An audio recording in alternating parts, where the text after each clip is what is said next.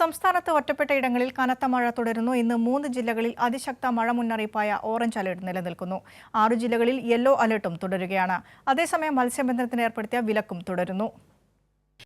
കേന്ദ്ര കാലാവസ്ഥാ മുന്നറിയിപ്പ് പ്രകാരം മധ്യ-വടക്കൻ കേരളത്തിലാണ് ഇന്ന് ശക്തമായ മഴയ്ക്ക് സാധ്യത. ഇടുക്കി, കോഴിക്കോട്, വയനാട് ജില്ലകളിൽ അതിശക്ത മഴ മുന്നറിയിപ്പായ ഓറഞ്ച് അലർട്ട് നിലനിൽക്കുന്നുണ്ട്. എറണാകുളം, തൃശൂർ, പാലക്കാട്, മലപ്പുറം, കണ്ണൂർ, കാസർഗോഡ് ജില്ലകളിൽ ശക്തമായ മഴ മുന്നറിയിപ്പും നിലനിൽക്കുകയാണ്.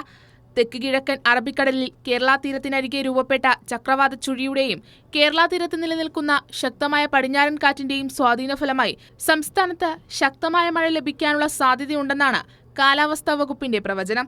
ഇടിമിന്നലോട് കൂടിയ മഴയ്ക്കൊപ്പം മണിക്കൂറിൽ 40 കിലോമീറ്റർ വരെ വേഗതയിൽ വീശിയേക്കാവുന്ന കാറ്റിനും സാധ്യതയുണ്ട്.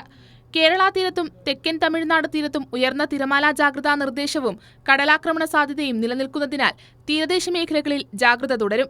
തെക്കൻ കേരള, ലക്ഷദ്വീപ് തീരങ്ങളിൽ മത്സ്യബന്ധനത്തിന് വിലക്കേർപ്പെടുത്തിയിട്ടുണ്ട്. മലയോര മേഖലകളിലും പ്രത്യേക ജാഗ്രതാ നിർദ്ദേശം തുടരുകയാണ്. കൈരളി ന്യൂസ്, തിരുവനന്തപുരം.